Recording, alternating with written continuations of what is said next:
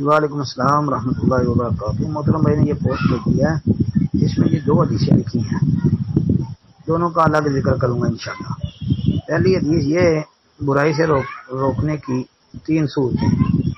یہ والی حدیث ہے نا، ادھر حوالہ بھی صحیح مسلم کا ہی لکھا ہے، تو یہ حدیث صحیح مسلم میں موجود ہے۔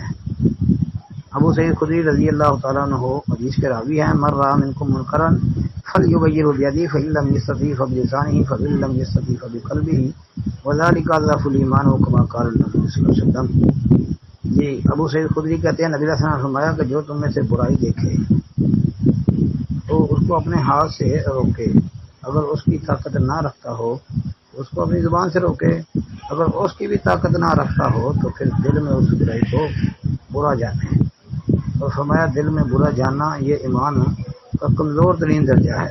یہ حدیث بالکل صحیح ہے جی۔ السلام علیکم ورحمۃ اللہ۔